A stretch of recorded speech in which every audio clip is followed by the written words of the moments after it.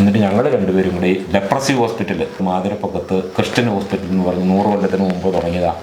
Christian leprosy hospital അവിടെ പോയിട്ട് ഞങ്ങൾക്ക് 2 പേർ കൂടെ 10,000 രൂപ സാലറിയേ ഉള്ളൂ. അങ്ങനെ ഒരു 3 കൊല്ലത്തിൽ താഴെ ഞങ്ങൾ അവിടെ നിന്ന് അവിടെ ചെയ്യുന്ന സമയത്ത് എൻ്റെ ഈ രണ്ടാമത്തെ മകളെ കെട്ടിച്ച് അതിൻ്റെ പ്രസവമായി. അന്നേരം അവിടെ നിന്ന് അവർ വിടിയേല. ഇവിടെ പിന്നെ ഈ കൊച്ചിനെ ഒരു കുഞ്ഞ് ഷൈനിക്കുണ്ടായ സമയത്ത് ഞങ്ങളവരത്ത് ഒരു വീടെടുത്തിട്ടാണ് ഇവർ അവിടെ നിന്നാണ് പഠിച്ചത്. അപ്പോൾ കുഞ്ഞിനെ നോക്കാൻ വേണ്ടി ഇവിടെ പോകും. എന്നതായാലും അത് BSc നഴ്സിംഗ് പോസ്റ്റ് BSc പാസ്സായി. പക്ഷെ അത് കഴിഞ്ഞിട്ടും പോകാനും ഒക്കെ നോക്കി അതിന് പോകുമ്പോഴേക്കൊക്കെ ഇൻ്റർവ്യൂവിനൊക്കെ പോയി.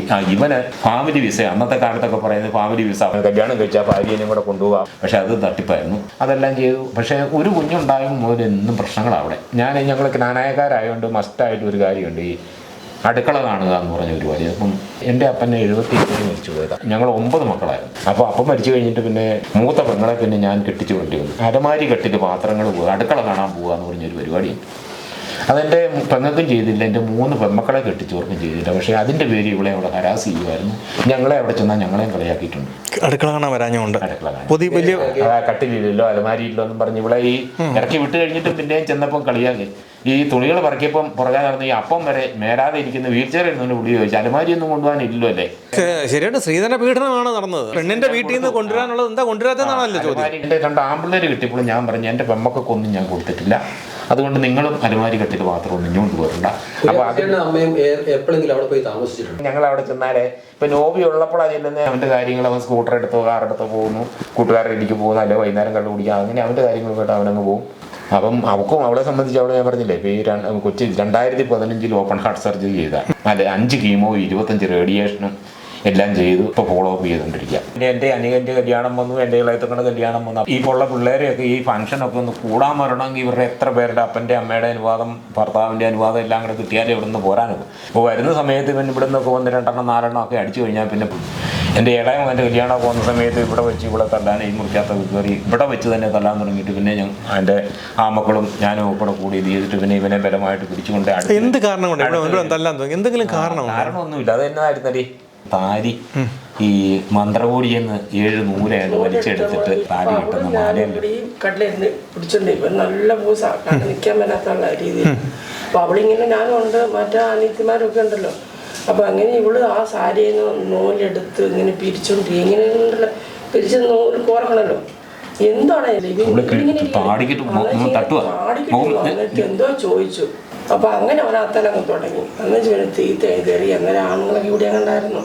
എന്നിട്ട് കൂടി അവന്മാർ കാണിക്കുന്നത് ഇപ്പൊ എനിക്ക് ഇവിടെ കൊല്ലണം എന്നാണ് പറയുന്നത്. അപ്പം ഞങ്ങൾ പറഞ്ഞു ഇവിടെ എൻ്റെ മകളെ തൊട്ടുപോയാൽ നിന്നെ ഞങ്ങൾ വെച്ചേക്കായിരുന്നൊക്കെ പറഞ്ഞു. അപ്പോൾ എന്നിട്ട് പിന്നെ ഇവരെ ബലമായിട്ട് ഇവർ പിടിച്ചുകൊണ്ട് ഈ അടുത്തൊരു വീട്ടിൽ അതും തേന്ന് പിന്നെ പിന്നെ അനിയത്തിപ്പൻ്റെ കല്യാണം വന്നു, പിന്നെ എൻ്റെ മൂത്തവൻ്റെ കല്യാണം വന്നു. ഒക്കെ വരുമ്പോൾ എന്തെങ്കിലും അടിച്ചു കഴിയുമ്പോൾ പിന്നെ ഇവൻ വയലൻ്റ് ആവും. ഇവനെ ഇവിടെ വെച്ചേക്കയില്ല, നിന്നെ കൊല്ലുക. 2020 ഒക്ടോബർ മാസത്തിലെ അവരുടെ പെരേഡ് റിനോവേഷൻ നടന്നുകൊണ്ടിരിക്കുമ്പോൾ പണിക്കാർക്ക് ബ്രേക്ക്ഫാസ്റ്റ് ആയതുകൊണ്ട് കൊടുത്തപ്പം ഫുൾ മുട്ടയില്ലാഞ്ഞു, പകുതി മുട്ട വീതാ കൊടുത്ത് എന്നെ കളിയാക്കിയെന്നും പറഞ്ഞ് അടിയും ചവിട്ടവും തുടങ്ങി. വീട്ടിൽ പകലുള്ള സമയത്ത് ഇപ്പം രാവിലെ ഒരു ഈ കുപ്പി, അതായത് ജോലിക്ക് പോയി കഴിഞ്ഞാൽ വരുന്ന ഈ വായിനകത്തുള്ള കുപ്പികൾ മാത്രമേ നെടുമ്പാശ്ശേരിയിൽ നിന്ന് മേടിക്കുന്നത് കിട്ടിയത് അത് മാത്രമേ ആകപ്പാടെ 2 ഡ്രസ്സൊക്കെ കാണുള്ളൂ.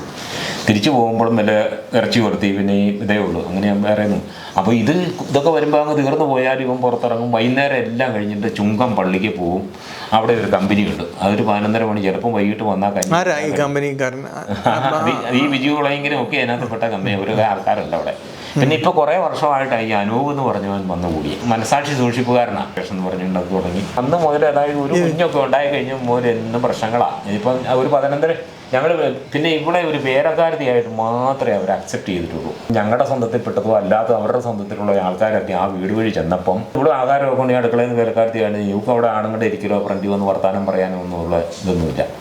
അപ്പോൾ പിന്നെ ആൾക്കാർ കുര്യാക്കോസിൻ്റെ മകളായിരുന്നു, ഞങ്ങൾ ഓർത്ത് വേലക്കാരത്തിയാണെന്ന് ഓർത്തെന്ന് പറഞ്ഞാൽ ആ ചുങ്കം പള്ളി വന്ന് വികാരിയായിട്ടിരുന്ന് ജോർജ് പുതുപ്പറമ്പിൽ എന്ന് പറഞ്ഞ അച്ഛൻ വരെ എന്നോട് പറഞ്ഞ് കുര്യാക്കോസിൻ്റെ മകളായിരുന്നു, എനിക്കറിയത്തില്ലായിരുന്നു.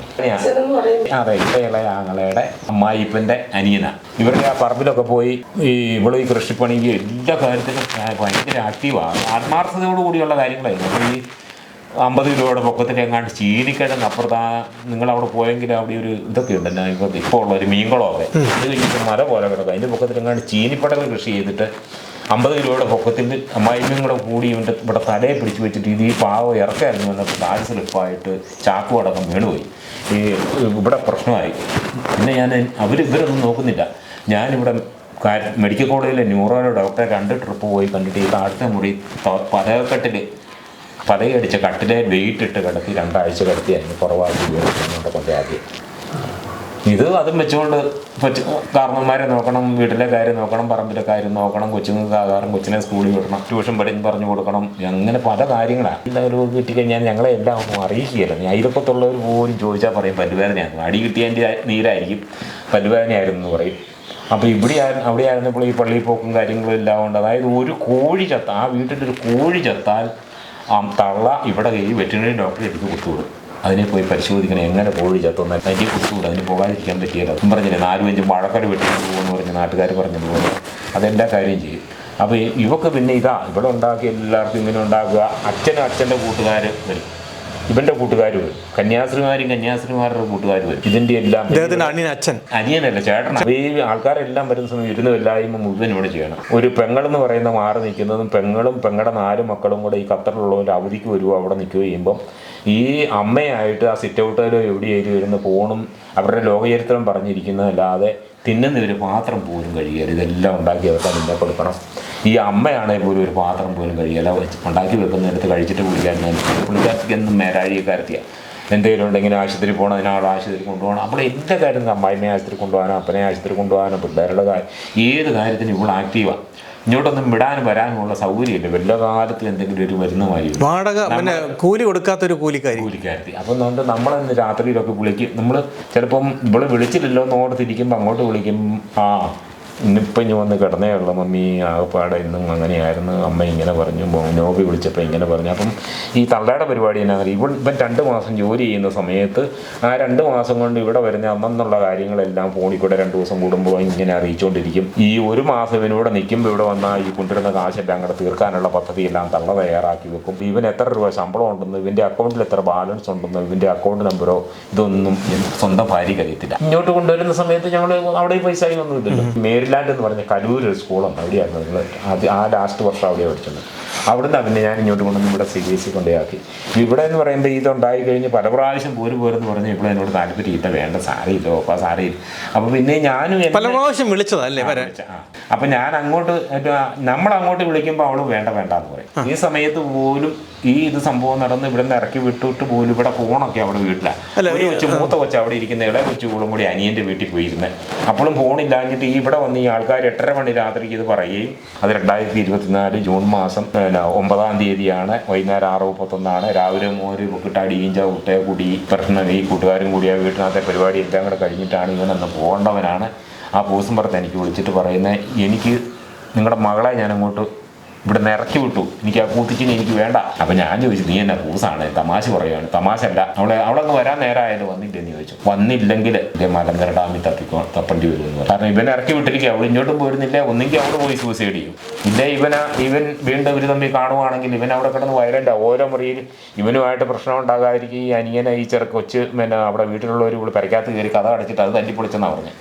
പിന്നെ ഓരോ പ്രാവശ്യവും ഇവൻ ഈ 2 മാസം കഴിഞ്ഞ് വന്നിട്ട് ഈ 1 മാസം അവധി 28 ദിവസം ഇവിടെ വന്നിട്ട് പോകുന്ന ദിവസം മിക്കവാറും ഉറപ്പാണ് വീട്ടിലുള്ളതെല്ലാം തല്ലിപ്പൊട്ടിക്കും, അളമാരി തല്ലിപ്പൊട്ടിക്കും, ജില്ല് തല്ലിപ്പൊട്ടിക്കും. അവിടെ പ്രശ്നങ്ങളായിട്ട് അടിയും ബഹളവും കഴിഞ്ഞേ പോകുന്ന ദിവസം മിക്കവാറും വളരെ റെയറായിട്ടുള്ള ദിവസങ്ങളിൽ മാത്രമേ ഉള്ളൂ കുറവുള്ളൂ. അപ്പോൾ എന്നിട്ട് ഞങ്ങൾ വിളിക്കുമ്പോഴത്തേനും ചിലപ്പം ഇതെല്ലാം കഴിഞ്ഞിട്ട് പരിക്കൊക്കെ തുറക്കുന്ന 11:30 മണി രാത്രിക്കൊക്കെയാണ്. 4 മണിക്ക് ഇത് ഏറ്റിട്ട് വീട്ടിലെ കാര്യങ്ങൾ ചെയ്തിട്ട് പിള്ളേരെ കൊണ്ട് പള്ളിയിലൊക്കെ പോയിച്ച് തിരിച്ചു കൊണ്ട് പിന്നെ സ്കൂളിൽ വിടണം. കാരണന്മാരുടെ സമയം ഇനിയിപ്പം അവിടുന്ന് എന്തെങ്കിലും കാരണം ഒരു ദിവസത്തേക്ക് ഒരു അന്തി ഇറങ്ങാനൊക്കെ ഇവിടെ വന്നാൽ അന്നേരം തള്ളെ അവിടെ നിന്ന് വരുന്ന മോന് വിളിക്കാൻ തുടങ്ങും. പപ്പായുടെ മരുന്ന് ഏതാ കൊടുക്കേണ്ടത്, ഏത് സമയത്താണ് കൊടുക്കേണ്ടത്, അത് എവിടെയായിരിക്കുന്നത്, ഇതൊന്നും പുള്ളിക്കാരൻ ചെയ്തുകൊണ്ടിരിക്കുന്ന പുള്ളിക്കാർ. ഈ നമ്മുടെ ഈ വീഡിയോട്ട് വിടുന്നതിനോടോ ഞങ്ങളോട് വലിയ താല്പര്യമൊന്നും ഇല്ലായിരുന്നു. ആ കൊണ്ടുവന്ന് കഴിഞ്ഞിട്ട് ഒരു നവംബർ മാസം അവരുടെ പള്ളിയിൽ അവിടുത്തെ പെരുന്നാളായിരുന്നു. പെരുന്നാളിന് ഈ വിളിച്ചിട്ട് ഈ ഇവിടെ ഫോണിലോട്ട് വിളിച്ചിട്ട് പിള്ളേരോട് പെരുന്നാൾ കൂടാൻ വരാൻ പറഞ്ഞു. അപ്പം ഷൈനി എൻ്റെ മകളെന്നോട് ചോദിച്ചു, പപ്പ എങ്ങനെയാണ് വിളിച്ചു വിടണമെന്ന് ചോദിച്ചു.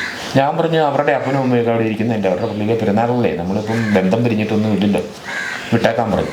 അപ്പോൾ അങ്ങനെ ഈ താഴെ കൊണ്ടുപോയി തൊഴിവിടെ ഈ ചെയിൻ ബസ്സുണ്ട്, അതേ കയറ്റി 2 പെൺപിള്ളേരെ 2 പേരെയും കൂടെ ടിക്കറ്റും എല്ലാം പൈസ കൊടുത്ത് കണ്ടക്ടറെ ഏൽപ്പിച്ച് ഡ്രൈവറോട് പറഞ്ഞ് അവൾ തന്നെ കൊണ്ടുപോയിട്ട് തിങ്കളാഴ്ച രാവിലെ പിള്ളേർക്ക് 8:30 സ്കൂളിൽ പോകേണ്ട, അതിന് 7 മണിയായപ്പം അവർ കാറയിൽ അവിടുന്ന് പിള്ളേരെ രണ്ടിനെയും കൊണ്ടുവന്നു. ഞാൻ എന്നാലും വിട്ടിട്ടില്ല. ഈ വാതൊക്കെ കൊണ്ട് ഈ അനൂപ് പിള്ളേരെ ഇറക്കി വിട്ടിട്ട് തിരിച്ചു പോയി. പക്ഷേ ഈ വന്ന കൂട്ടത്തിൽ ഈ പറഞ്ഞ ബോബി എന്ന് പറഞ്ഞ അച്ഛനും ഈ എൻ്റെ മകളെ കെട്ടിയവനും ഏറ്റുമാൻ്റെ ഇറങ്ങി നിന്നു. ഈ ചെറുക്കനെ ഇവർ അതിനു മുമ്പേ വർഷം തന്നെ പഠിക്കാൻ കൊണ്ടേ ആക്കിയതാണ്. പോസ്കോയുടെ ഒരു ഹോസ്റ്റലാണ്. അപ്പോൾ അവനെ എന്നിട്ട് ഞങ്ങൾ ഇവരെയും കൂട്ടി ഇവളെയും കൂട്ടി പിള്ളേരെയും കൂട്ടി ഞങ്ങൾ രണ്ടുപേരൂടെ രാവിലെ ഇവിടുന്ന് പോയി എറണാകുളത്ത് പോയി വൈകിട്ട് ഇറങ്ങി എടപ്പള്ളി അവിടെ ചെന്ന് കാപ്പിയോ കുടിച്ചിട്ട് അവിടെ കയറി. കാരണം പഠിത്തമില്ലാത്ത ദിവസം പിള്ളേരെ ചെന്നാൽ നമ്മൾ ആ കാർന്നന്മാരെ എന്നെ കാണിക്കും. അങ്ങനെ പുറത്ത് പോകുന്ന കുറേ 2-3 മണിക്കൂർ ഞങ്ങൾ ചിലവഴിച്ചിട്ട് കഴിഞ്ഞിട്ട് പിന്നെ ഞങ്ങൾ തിരിച്ചു പോരുമായിരുന്നു. അപ്പോൾ കാണാൻ എത്ര പ്രാവശ്യം പോയി കണ്ടിട്ടുണ്ട്? ഒറ്റ പ്രാവശ്യം പോയി. ഇനിയിപ്പം അത് കഴിഞ്ഞപ്പോൾ അതിന് ഓരോ കാര്യങ്ങൾ ഇങ്ങനെ വരും. ഇവർ TV കണ്ട് പിള്ളേരെല്ലാവരും കൂടെ കണ്ടപ്പോഴത്തേന് ഇവിടെ സിറ്റൗട്ട് വഴി കയറി വന്ന് അടുക്കളയിലോട്ട് പോയപ്പം അങ്ങോട്ട് പോകാൻ മേലാത്തതുകൊണ്ട് ഇവനിങ്ങനെയൊക്കെ ചെറു പിള്ളേരല്ലേ, പിള്ളേർ കിടന്ന് ഇവിടെ കാലങ്ങ് മാറ്റി വെക്കണമെന്ന് പറഞ്ഞ് ഇങ്ങനെ അവിടെ കാലുകൊണ്ട് നടന്നു പോയപ്പോൾ ഇങ്ങനെ കാല് മാറ്റി വന്നു. അപ്പം ഉടനെ പിന്നെ അറിഞ്ഞു അവരേതാണ്ട് തിരിച്ച് ഇവർക്ക് വേണ്ടി കേസ് കൊടുക്കാനായിട്ട്, അതായത് മകനെ ഇവിടെ ചവിട്ടിയെന്ന് പറഞ്ഞു. ഈ കാല് മാറെന്നും പറഞ്ഞ് ഇങ്ങനെ വെച്ചതേ ഉള്ളൂ. സ്വന്തം അതായത് കൊച്ചു ചെറുക്കനല്ലേ, അതിന് ചവിട്ടുമോ പിടിക്കുമല്ലോ. ഇതൊക്കെ അടുക്കളയിലോട്ട് പോകണ്ടേ. ചെയ്തതനുസരിച്ച് ഇവർ പറഞ്ഞു ഇനി നീ കേസ് കൊടുക്കണം, മകന് കേസ് കൊടുത്താൽ നിന്റെ മമ്മി നിന്നെ ചവിട്ടിയെന്നും പറഞ്ഞ് കേസ് കൊടുക്കണം. പിന്നെ ഇവരവിടെ നിന്ന് ഇറക്കി വിട്ടു. ഞാൻ അവിടെ കേസ് വനിതാ സെന്റിലും അവിടെ കേസായി ഇവിടെ ഫാമിലി. പിന്നെ അവർ തിരിച്ച് അതിൻ്റെ അടുത്ത അവനെ കൊണ്ട് കേസ് കൊടുപ്പിച്ചല്ലേ, അവനെ കൊണ്ട് കൊടുപ്പിച്ചെന്ന് പറയുന്നു. ഞാൻ തൊടുപുഴ കേസിന് വേറൊരു വക്കീലിനെ വെച്ചിട്ടില്ല. ഇവർ FIR താമസിപ്പിച്ചു. അത് കഴിഞ്ഞ് മകസറും എല്ലാം ആയി കഴിഞ്ഞിട്ട് ഇത് പബ്ലിക് പ്രോസിക്യൂട്ടറാണ്, ഗവൺമെൻറ് വക്കീലാണ്, നിങ്ങൾക്ക് വക്കീലൊന്നും വേണ്ടെന്നാണ് പറഞ്ഞത്. പിന്നെ അതിൻ്റെ ബാക്കി കാര്യങ്ങളൊന്നും നടന്നില്ല. അവിടുന്ന് വിജയാനന്ദ സർക്കിൾ എന്ന് പറഞ്ഞ പുള്ളി SI പോലീസുകാരെല്ലാം കൂടെ ഒരു വണ്ടി ആൾക്കാർ വന്ന് ഇവിടെ വന്ന് എൻ്റെ മകളുടെ ഈ പിള്ളേർ ഇവിടെയാണല്ലോ, പിള്ളേരുടെ മൊഴിയെടുത്ത് പിള്ളേരുടെ സ്കൂളിൽ വരെ പോയതാണ്, പഠിക്കുന്ന സ്കൂളിൽ വരെ തൊടുപുഴയിൽ നിന്നുള്ള സർക്കിൾ കൂടെ പോയതാണ്. അത്രയും കണ്ട് അങ്ങ് തീർന്നു പോയി. പിന്നെ ആ പുള്ളി ഫോണിൽ കൂടെ എൻ്റെ മകൾക്ക് വിളിക്കുമായിരുന്നു. ഈ വിജയാനന്ദ് എന്ന് പറഞ്ഞ സർക്കിൾ SHO തൊടുപുഴ ഉണ്ടായിരുന്നു പുള്ളി. ആ പുള്ളിയും എനിക്ക് തോന്നുന്നു ഈ അച്ഛൻ ഹൈക്കോടതി വക്കീലാണ്, തൊടുപുഴക്കാരനാണ്. പുള്ളി ഹൈക്കോടതിയിലും വക്കീല, രൂപതയുടെ കോട്ടയം രൂപതയുടെ കൂടെ വക്കീല. ആ പുള്ളി പിന്നെ അച്ഛനായിട്ട് വികാരിച്ചനായിട്ടിരിക്കുന്നു. അപ്പം അതിൻ്റെ സോഴ്സിൽ എന്തായിരിക്കും ഈ FIR താമസിപ്പിച്ചെന്നാണ് ഞാൻ വിശ്വസിക്കുന്നത്. ഫാമിലി കോർട്ടിൽ കൊടുത്ത കേസിന് ഇവരൊന്നും വന്നിട്ടില്ല. ഇങ്ങനെ അവധികൾ നീണ്ടു പോയി എന്നുള്ളതല്ലാതെ തീരുമാനമൊന്നും ആയില്ല. വക്കീൽ ഫീസൊക്കെ ഞാൻ നേരത്തെ ഇവിടെ കൊടുത്താൽ, അപ്പോൾ അതിങ്ങനെ നീണ്ടു പോകുന്നു. അവർ കാര്യത്തിന് തീരുമാനമൊന്നും ആയില്ല. അപ്പോൾ ഇവർക്ക് അതിൻ്റേതായ ബുദ്ധിമുട്ടുണ്ടായിരുന്നു. ഇവനുള്ളപ്പം പോലും വന്നില്ല, നോട്ടീസ് കൈപ്പറ്റുന്നില്ല, തിരിച്ചയച്ചു. ഫാമിലി കോർട്ടിലെ കേസിനൊന്നും വാറണ്ട് വിടാനോ പിടിക്കാനോ ഒന്നുമില്ല. അന്ന് വല്ല തൊടുപുഴ കേസിന് ഞാൻ ചോദിച്ചാൽ ഇവനെന്തായാലും ജോലിക്ക് പോയിരിക്കും, ഇവനോട് വരുത്താൻ നേരം ചോദിച്ചപ്പോൾ അങ്ങനെ വരുത്താൻ വരുന്ന സമയത്ത് ഒരു കാലത്ത് അവന് ജാമ്യം കിട്ടിയാലും വന്ന് അവനെ അറസ്റ്റ് ചെയ്യുക, അകത്തിടുമെന്നൊക്കെ പറഞ്ഞു. പക്ഷേ ഇവരൊന്നും ഒരു ദിവസം പോലും കിടന്നില്ല. അമ്മയ്ക്കും ജാമ്യം എടുത്തു, ഇവനും ജാമ്യം എടുത്തു. അപ്പോൾ ഇവനിങ്ങനെ എന്നിട്ട് കഴിഞ്ഞ് നടക്കുക. വീണ്ടും ഇപ്പോൾ ഇവിടെ വീണ്ടും ഞാൻ എന്നാൽ ഇസ്രായേലിന് വല്ലതും വിടാമെന്ന് ഓർത്തു. പക്ഷേ ഈ പിള്ളേരുമായിട്ട് ഭയങ്കര അറ്റാച്ച്മെൻറ്റാണ്, പിള്ളേർ ഇട്ടച്ച് പോകാൻ. ഇന്ന് കഴിഞ്ഞപ്പം ആ തൊട്ടടുത്ത ഞായറാഴ്ച മുതലേ ഞാൻ എൻ്റെ വികാരിച്ചുമായിട്ട് കാരിത്താസിൻ്റെ ഒരു ജോലിക്ക് വേണ്ടിയിട്ട് ചെന്നു. ഇവർ NIVHൻ്റെ പ്രശ്നമൊക്കെ പറഞ്ഞ് ജോലി തരിയതാന്ന് പറഞ്ഞു. അയച്ചിട്ട് കട്ട് ചെയ്യണ്ട കേട്ടോ. ഒരു മോളെ സ്വസ്ഥമായിട്ട് കല്യാണം കഴിപ്പിച്ച് അയച്ചിട്ട് അതിൻ്റെ പിന്നാലെ കൊച്ചു കുഞ്ഞുങ്ങളെ നോക്കുന്നത് പോലെ പുറകെ നടന്ന് നോക്കിയൊരു മനുഷ്യനെയാണ് നമ്മൾ കാണുന്നത്. നമ്മൾ കല്ലെറിയാനൊക്കെ എളുപ്പമാണ്, പക്ഷേ അദ്ദേഹം അനുഭവിച്ച പാതയിലൂടെയൊക്കെ നമ്മൾ പോകുമ്പോൾ മാത്രമേ ഞങ്ങൾക്ക് അതിയായ ദുഃഖമാണ്. ഞങ്ങളിത് രാവിലെ കണ്ടപ്പോൾ അദ്ദേഹത്തെ കെട്ടിപ്പിടിച്ചു. ഞങ്ങൾ അദ്ദേഹത്തോട് പറഞ്ഞു, നമുക്കറിയില്ല, നമ്മളുടെ കാഴ്ചയിൽ നമ്മളറിയുന്ന സത്യങ്ങളാണ് നമ്മൾ പറയുന്നത്. പക്ഷേ അദ്ദേഹം അനുഭവിച്ച വേദനകൾ നമ്മളോട് പങ്കുവെക്കുമ്പോൾ നമ്മൾ ആ പാതയിലൂടെയൊക്കെ പോയാൽ ഇതാണ്. ഇപ്പം ബാക്കിയുടെ ഞങ്ങൾ ചോദിക്കാൻ പാടില്ല. ചേട്ടന് വെള്ളം കുടിക്കണമെന്ന് എനിക്ക് തോന്നി, അതുകൊണ്ട് ഞാൻ